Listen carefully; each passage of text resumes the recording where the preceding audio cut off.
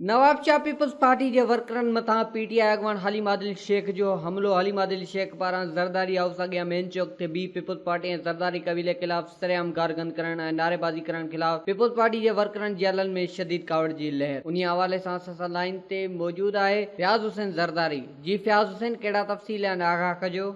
जी बिल्कुल तक नवाब शाह का ॿुधाईंदा आहियूं त नवाब शाह पीपल्स पार्टी जे वर्करनि मथां पीटीआई अॻवान हलीम आदिल शेख पारां हमलो कयो वियो आहे।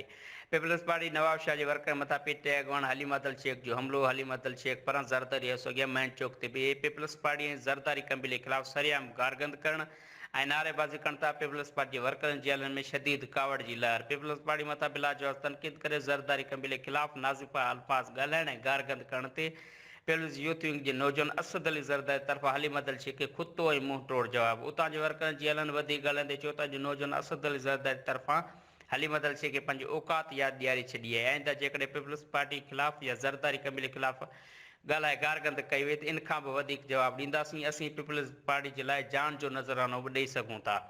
ॿिए तरफ़ तव्हांखे ॿुधाईंदा हलूं त अहिड़ी छिकताण खां पोइ पीपल्स पार्टी जी ज़िले क़ियादत हंगामी इजलास बि घुराए वरितो आहे, जेको ज़िले सदर चाचा अली कौर जमाली नौजवान अॻवान रईस आशिक़ हुसैन ज़रदारी जी ज़ेर सदारत पीपल्स सेक्रेटरीट ते मुनक़िद कयो वियो। इजलास में तहलका नवाब शाह सदर नूर नवाज़ ज़रदारी, ज़फ़र ज़रदारी, पहलवान ज़रदारी, असद ज़रदारी, मीर सोराब खान मरी, चौधरी जावेद आराई, मियाँ खान रिंद सैद, अमजद शाह, गुलाम नबी जमाली, तौसीफ़ इलियास धामरा, आतिफ़ हुसैन ज़ैदी, अख्तर रिंद, मेराज गोपांग ऐं ॿियनि उहिदेदारनि वर्करनि शिरकत कई।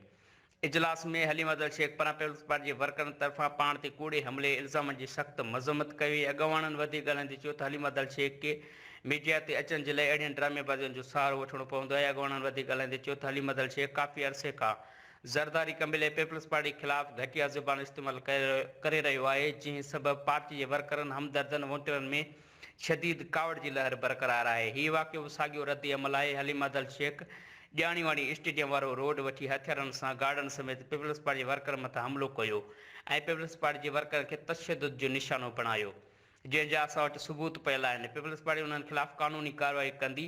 अॻवाननि वधीक ॻाल्हाईंदे चयो त पीटीआई अॻवान ठगनि लुटनि चोरनि जो टोलो आहे, जंहिंजो वाज़िह मिसाल हलीम आदिल शेख, अरबाब गुलाम रहीम, फिरदौस आशिक़ अवान, शहबाज़ गुल जहिड़ा ई माण्हू आहिनि। जी वॾी महिरबानी फयाज़ हुसैन ज़रदारी तफ़सील खां आगाह करण लाइ।